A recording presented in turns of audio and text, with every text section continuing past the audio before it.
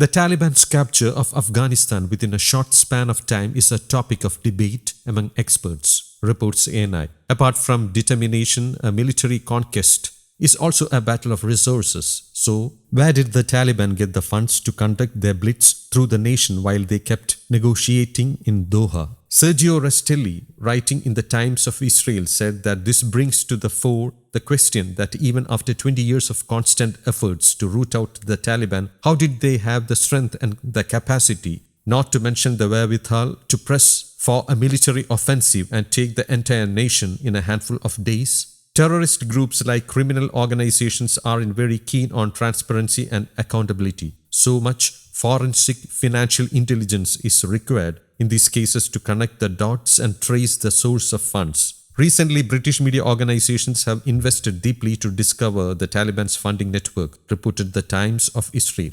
Apparently, the Taliban financial network is far more complex than was earlier expected. It is a sophisticated financial network with a disciplined system of taxation that pays for the insurgent operations as well as salaries and general services. Their annual revenue is estimated at around $400 million, though some experts peg it to have increased substantially over the last few years to around $1.2 billion, said Restelli. It is suspected that a large part of their income is derived from the narcotics trade. In fact, the Taliban apparently collects about 10% as cultivation tax from opium farmers and 15% as heroin tax from laboratories and smugglers that smuggle narcotics into Pakistan.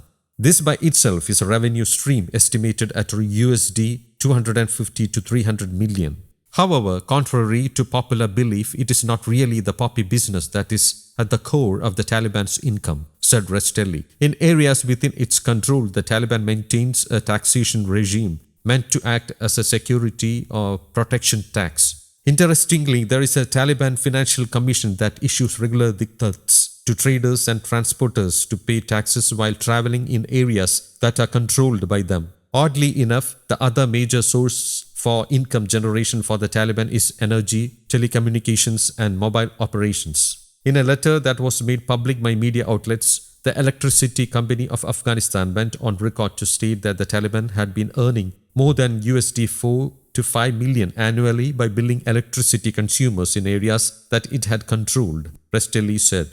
Afghanistan is rich in minerals and precious stones which were exploited by all sides in the decades of conflict. Most extraction done so far has been done illegally and on a micro level, though the potential of the industry is estimated to be around $1 trillion. Simply by placing roadblocks on routes connecting these mining sites with towns, the Taliban has easily taken control of these mining locations. In fact, most trucks leaving these sites are forced to dump half of their cargo at gunpoint. Extortion from legal as well as illegal mining operations has increased manyfold over the years. The United Nations Analytical Support and Sanctions Monitoring Team, in their annual report of 2014, had stated that even then the Taliban controlled around 35 mining operations in Helmand province, thereby earning over $10 million a year. The most significant and dangerous source of funding that the Taliban receives is political from external states. Though Afghanistan's civilian government and the US have accused regional governments like Iran